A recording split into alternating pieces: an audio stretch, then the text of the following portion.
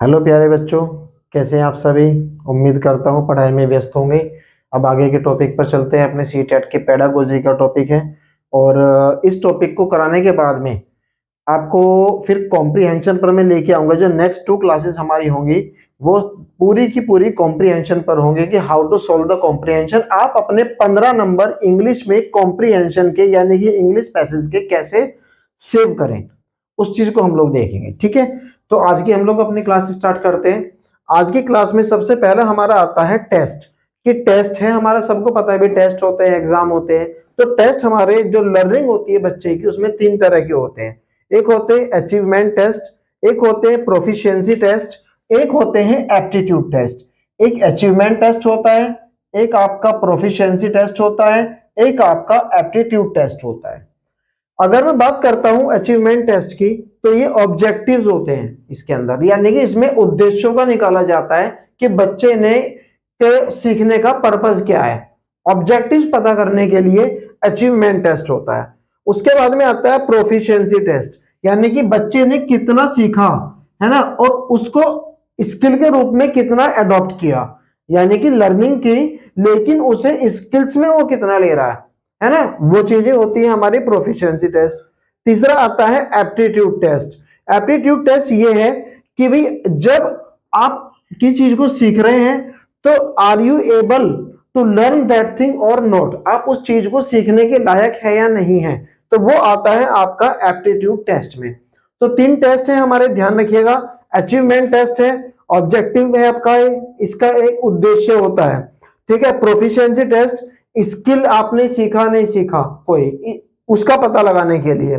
Aptitude test होता है ability है नहीं है आपके अंदर किसी चीज को सीखने की, उसके लिए होते हैं आपके एप्टीट्यूड टेस्ट। दूसरा हमारा जो सेकंड आता है वो है ऑथेंटिक मटेरियल। ऑथेंटिक का मतलब होता है विश्वसनीय।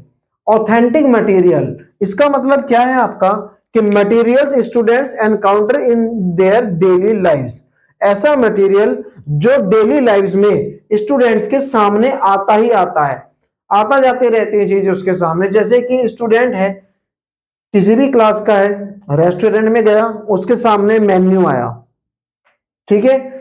इसके अलावा अगर मैं कहूं आपसे कि भी कोई भी मटेरियल ऐसा, जैसे कि न्यूज़पेपर है, न्यूज़पेपर के अंदर पैम्फलेट्स आते हैं, तो वो मटेरियल है, लेकिन वो उससे कहीं ना कहीं कुछ ना कुछ सीख जरूर रहा है। भाई पैम्फलेट आया उसके सामने, उसने उसको पढ़ा, तो वो एक ऑथेंटिक मटेरियल है। अगर मैं कहूं आपसे कि भी ऐसा ऑथेंटिक मटेरियल जो विश्वसनीय है और उससे बच्चा लर्निंग कर रहा है, वह मटेरियल जो विश्वसनीय है और बच्चा जिससे लर्निंग कर रहा है, वो ऑथेंटिक मटेरियल के अंदर आता है। ठीक है, क्वेश्चन किस तरह से बन के आता है कि भी एक XYZ नाम का बच्चा है, उसे एक पैम्फलेट मिला, उस पैम्फलेट में एक कोचिंग के बारे में लिखा हुआ था, उसने उस कोचिंग के बारे में पता किया, तो उसे चीजें अच्छी लगी, तो वो एक उसके लिए ऑथेंटिक मटेरियल हो गया। नेक्स्ट आता है हमारा साउंड्स इन इंग्लिश लैंग्वेज। इंग्लिश लैंग्वेज के अंदर कितनी साउंड्स होती हैं। अगर हम बात करते हैं स्वर ध्वनि होती है हमारी, तो स्वर ध्वनि में अगर हम लोग बात करें इंग्लिश के अंदर, जिसे हम लोग वोवेल्स बोलते हैं, तो 5 होते हैं हमारे, A E I O U। इसके अलावा अगर कहें हम इंग्लिश में तो 26 लेटर्स होते हैं। लेटर्स कितने होते हैं? 26। वोवेल्स कितने होते हैं? 5। तो कंसोनेंट्स कितने हो गए हमारे? 21। ये तो हमने पढ़ाई है भाई, हमारे आर्टिकल में पढ़ाया भी था हमने अपनी क्लास में। तो 26 टोटल हमारे लेटर्स होते हैं, 5 आपके वोवेल्स होते हैं, 21 आपके कंसोनेंट्स होते हैं। इसी तरह साउंड्स होती है। मैं वोवेल्स और कंसोनेंट की बात नहीं कर रहा हूं, मैं कर रहा हूं आपसे साउंड्स की बात। अगर हम कहें इंग्लिश के अंदर जो टोटल साउंड्स होती है, इंग्लिश लैंग्वेज के अंदर, मैं लैंग्वेज की बात कर रहा हूं, इंग्लिश लैंग्वेज के अंदर जो टोटल साउंड्स होती हैं वो 44 होती हैं। ये पूछा जाता है कि how many sounds are there in English language, then there are 44 sounds. अब ये 44 साउंड्स बनते कैसे हैं? ये भी आपके वोवेल्स और कंसोनेंट्स के मिलाने से बनती है। ठीक है, अब जैसे वोवेल साउंड्स की बात करी मैंने, तो ये होती है आपकी 20 और कंसोनेंट साउंड्स होती हैं आपकी 24। इस तरह से टोटल साउंड्स मिलकर आपकी बनती है 44। 20 आपके वोवेल साउंड होती हैं, 24 आपकी कंसोनेंट साउंड्स होती हैं, टोटल इंग्लिश की साउंड्स होती हैं 44। इसके ऊपर एक क्वेश्चन आपका आता है। नेक्स्ट टॉपिक आता है आपका डिप्थोंग्स। डिप्थोंग्स की अगर हम लोग बात करें तो क्या होता है? एक ऐसी sound, A sound formed by the combination of 2 vowels. एक ऐसी साउंड जो दो वोवेल्स के मिलाने से बनती है, दो वोवेल्स के कॉम्बिनेशन से बने, वो आपके क्या कहलाती है? डिप्थॉन्ग्स।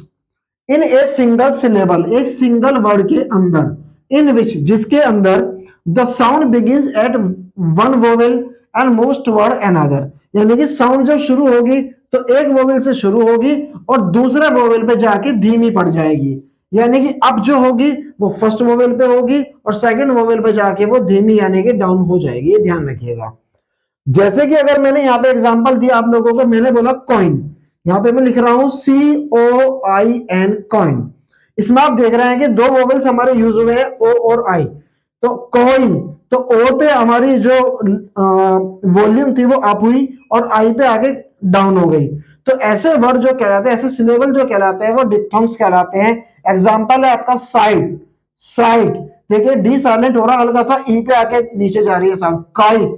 तो ये चीजें ऐसे वर्ड हैं हमारे जिनमें एक पहले ऐसे सिलेबल जो दो वोवेल के कॉम्बिनेशन से बनेंगे, लेकिन फर्स्ट वोवेल का जो आपकी साउंड होगी वो अप में जाएगी, सेकंड वोवेल की साउंड आपकी डाउन में जाएगी। ऐसे वर्ड्स आपके सिलेबल कहलाते हैं डिप्थॉन्ग्स। ये नया टर्म है सीटेट इंग्लिश लैंग्वेज के अंदर, पेडागोजी के अंदर, तो ध्यान रखिएगा इसको। इसके ऊपर क्वेश्चन इस बार आने की उम्मीद ज्यादा है, डिप्थॉन्ग्स के ऊपर, आप देख लेंगे।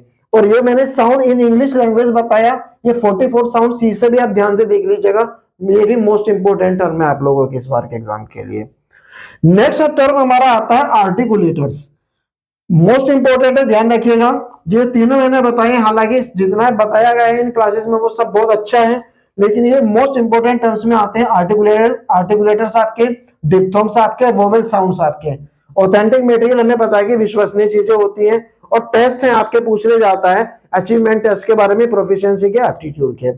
अब आगे चलते हैं हम लोग आर्टिकुलेटर्स के ऊपर। आर्टिकुलेटर्स क्या होता है? Any vocal organ, any vocal organ, vocal हमारे यहाँ पे होती है थ्रोट में, सबको पता है भी थ्रोट में हमारे वोकल होती है। तो कोई भी वोकल ऑर्गेन, ठीक है, दैट टेक्स पार्ट, जो कि हिस्सा लेती है, पार्ट लेती है, in the production of a speech sound, किसी भी स्पीच की साउंड को बनाने में, ठीक है। कोई भी आपका ऐसी वोकल ऑर्गन, कोई भी ऐसी आपकी वोकल ऑर्गन जो हिस्सा लेती है आपकी स्पीच साउंड को फॉर्म करने में, ठीक है, formation, in formation of speech sound, that is called articulators. ये थोड़ा सा अगर मैं कहूं कि बायोलॉजी का टर्म है तो आप इस पे ध्यान रखिएगा। अच्छा हाँ, मैं ये पे बायोलॉजी की बात आ गई तो आप लोगों को एक हल्की सी चीज में बता देता हूं कि आप लोगों को क्या करना है। जो प्राइमरी वाले हैं उसमें आपका जो एनवायरमेंट वाला सेक्शन आता है, एनवायरमेंट यानी कि पर्यावरण, तो पर्यावरण में आपको 10 तक की बायोलॉजी पढ़नी है। और 10 तक की जो बायोलॉजी आप पढ़ेंगे उसमें आप लोग ध्यान रखिएगा कि जैसे एक आपका क्या बोलते हैं बॉटनी होता है, एक जूलॉजी होता है, तो बॉटनी वाले सेक्शन पर आपको ज्यादा ध्यान देना है। दूसरा, इसके अलावा आपको इसी में ही एनवायरमेंट के अंदर ज्योग्राफी के क्वेश्चन भी आपको मिलते हैं, ठीक है, ज्योग्राफी के क्वेश्चन मिलते हैं। और इसमें आपको स्टैटिक जीएस के भी आपको क्वेश्चन मिलते हैं, स्टैटिक जीके के भी आपको इसके अंदर क्वेश्चन मिल जाते हैं। तो ध्यान रखिएगा, environment is a combination of bio, ecology and geography, ecology and geography. जब आप इसे तैयार करेंगे, पर्यावरण को जो तैयार कर रहे हैं, तो इसे इन 3 सब्जेक्ट्स के कॉम्बिनेशन में बना के चलिएगा, बायोलॉजी, ज्योग्राफी एंड इकोलॉजी। इन तीनों पार्ट्स को बना के तब आपका पर्यावरण बनता है, एनवायरमेंट। चलिए खैर, ये आज का टॉपिक था हमारा। टाइप्स ऑफ टेस्ट मैंने इसके अंदर बता दिया आपको, ऑथेंटिक मटेरियल मैंने बता दिया, वोवेल साउंड्स मैंने बता दिए, डिप्थॉन्ग्स मैंने आपको बता दिए, आर्टिकुलेटर्स मैंने आपको बता दिए। इसे आप लोग देख लीजिएगा एक बार ध्यान से। नेक्स्ट वीडियो में जो हम लोग बताने की कोशिश करेंगे, थोड़ा सा पेडागोजी बस आपका रह रहा है, और वो बता के तुरंत एकदम से हम लोग लेके चलेंगे कॉम्प्रीहेंशन पर। तो नेक्स्ट वीडियो हमारी जो बनने वाली है कॉम्प्रीहेंशन पर बनने वाली है प्यारे बच्चों। और ध्यान रखिएगा, कॉम्प्रीहेंशन जैसे कि पेडागोजी आपकी इंग्लिश के अंदर आती है, इंग्लिश लैंग्वेज के अंदर पेडागोजी 15 नंबर की आती है और 15 नंबर की आपके कॉम्प्रीहेंशन आते हैं। अगर आपने जो हम लोगों ने अभी ये वीडियो बनाई है, अगर इन्हें ध्यान से भी देख लिया, तो मैं कह रहा हूं कि 10 नंबर आपके यहाँ पे सेव है बिल्कुल। और 15 नंबर जो हमारे कॉम्प्रीहेंशन पर है, अब जो 2 दिन की क्लास होगी वो उसी के ऊपर लड़ाई होगी पूरी। कॉम्प्रीहेंशन में हम लोग अपने कैसे उनको सोल्व करें, वो सब चीजें मैं आपको बताने वाला हूँ। उम्मीद करता हूं आप लोग मेहनत कर रहे होंगे। बाकी नेक्स्ट वीडियो में मुलाकात होती है। Thank you very much.